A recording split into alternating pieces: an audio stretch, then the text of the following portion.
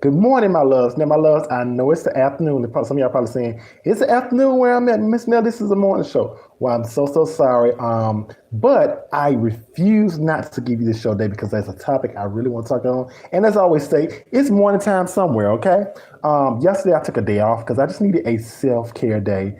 You need everybody needs self-care day, but especially as a black trans woman trying to build this brand and everything and dealing with the things I deal with as transphobia and colorism, these issues, I just simply needed a self day and a self care day. And one of the main reasons why I had a self care day was especially I had planned on doing a show, but then I watched yesterday's Return of the Talk. And the episode yesterday to me, sometimes episodes hit you real hard. This episode hit me real hard because for me it's something that I'm experiencing right now. Elaine, the doctor, the it was a I do not remember the guy's name, but he's a doctor, and he was a very good moderator, and he talked to Cheryl and Elaine about what was going on. And I love when he talked to Cheryl because Cheryl said when he talked to Cheryl, he said he saw a composed black woman. And Cheryl's response was what I needed and everything because Cheryl said the reason why she held her composure was because of the fact she didn't want to be perceived as the angry black woman. Because every time a black woman says something, if it's to a white counterpart, they're perceived as aggressive, they're perceived as loud and angry. And there's such a stigma with black women always being the angry black woman. And so I love they had this conversation because even Elaine said, that we need to stand up for it. You need to stand up for yourselves when it's needed because even though your voice is shaky, it's all right. And I think for so long, black women have been told to just shut up, to just be quiet. And I'm glad that this show gave light to it because they talked about how Cheryl was very unwilling to listen to Cheryl Underwood. And I see that so much to when a white woman is not, she doesn't want to listen to a black woman. And the a lot of times I see people who have white privilege and do not want to use it. You have to understand it's all right to have knowledge. It's all right to say things that are on your mind, but when you're saying to if you're a white woman and you're saying something to a black woman, you have to realize this: are you saying it just because you want to get your point across, or are you saying something that to where you're looking at the fact that you will never have to go that struggle? Because a lot of times people say, "Oh, this is what you do. This is what you do," and if you've never been in that struggle, how can you tell somebody about their struggle? It's all right to say, "Oh, I'm fighting for marginalized people. I'm fighting for Black Lives Matter." But are you really listening? Are you really listening to black women or black, or even I look at across the spectrum of the LGBT plus community. If it's a black trans woman, if it's a black lesbian, are you listening to marginalized people, or are you just trying to say, "I'm gonna do this"? Because you have to realize knowledge is wonderful, but firsthand experience trumps that. Okay.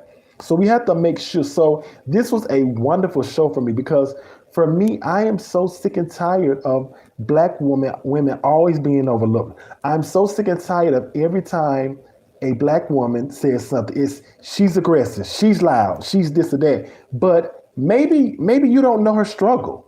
Maybe you don't know what she's been through. Maybe you don't. Maybe she's having to deal with the world who doesn't see her for her worth. Maybe she has to deal with the fact that she's trying to be 10 times harder.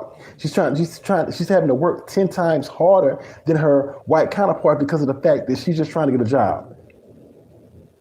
We always want to say somebody's being aggressive, somebody be passive aggressive, but are you looking at the fact that maybe you don't have to be that because maybe you have a privilege that a black woman doesn't have? And that's why I love that show so much today because for me it got me so emotional because I have been in a situation where I have felt like I have been scared to say something because of the fact that I have been looked at as I've been looked at as an angry black woman. And the thing about it is a lot of times people will look at your anger and they don't even know your story. They think they know your story, but they really don't know your story. They don't know that maybe you've had to be who you are. And you've had to be that strong and beneficiary because everything hasn't been handed to you like it has to them, you know? And so we need to learn that black women, black lesbian women, cisgender black women, black trans women go through so much. So are you just saying they're aggressive? Are you just saying it, or are you wanting to actually say, hey, let's sit down? Or are you just wanting to run your mouth and talk? Which do you want to do? If you want to help marginalized people, what you have to do is when marginalized people are trying to explain to you their problems or their situations, shut up and listen. It doesn't mean that you don't know nothing. It doesn't mean they're trying to make you be something you're not. It's they're saying, hey, listen to my story. And when you refuse to listen to the story of a black woman or a black trans woman or a black lesbian, you are in a sense doing the same thing that the Karens are doing. You're doing the same thing that people are doing that are not listening to the story. So how can you say you're against that, but then you're along the lines, you're doing the same thing? So we have to understand that if we are going to support black women, black trans women, black lesbian, we have to make sure that we are letting their voice be heard. We are making sure we understand them, and we are most importantly making sure we are listening. And understand about this: if a black trans woman, a black gay woman, a black lesbian, cisgender woman tell you something, and you get mad because they're going back over it, are you getting mad because they're going back over it because you don't want to hear it anymore? Because if that's the case, are you really trying to help marginalized people? Because somebody who really wants to help marginalized people, especially black women and black trans women, they don't mind hearing the struggle. And another thing is, when they're telling you their struggle, don't throw your struggle in. Let them finish telling you about their struggle first, and then you can say your struggle. Because you're not marginalized. You have privilege.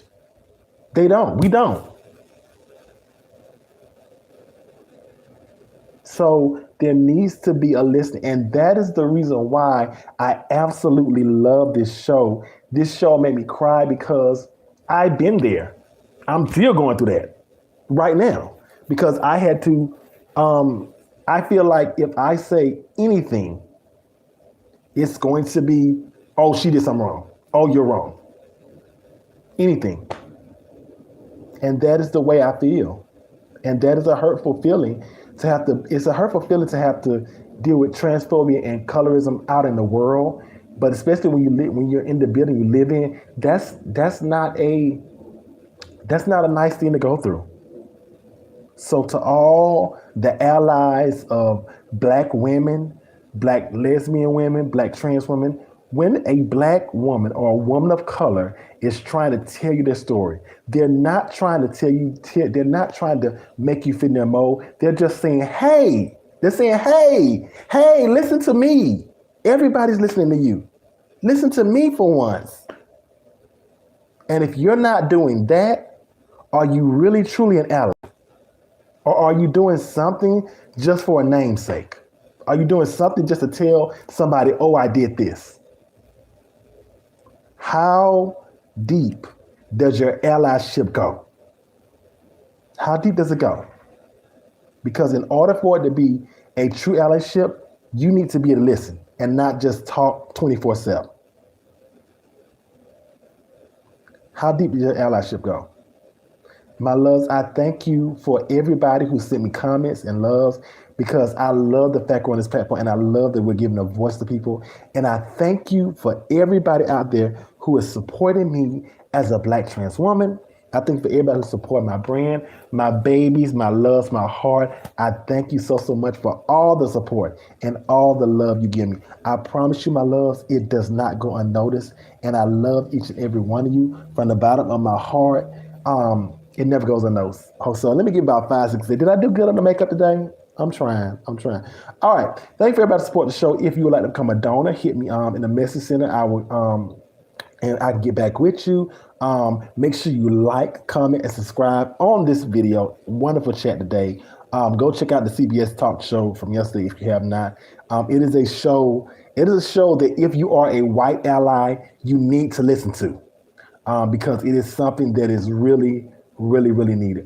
If you also want to donate, Cash App Miss Melody XOXO. My links will be down there. Cash App Miss Melody XOXO, PayPal Miss Melody XOXO, and Venmo Miss Melody XOXO. Thank you, my love, for everything you do because you help keep this show going. You help keep me moving. You help keep me pushing forward. And I thank each and every one of you, my loves, from the bottom of my heart. You just don't know how much it means to me, okay? I'll see you tomorrow, my loves. Bye.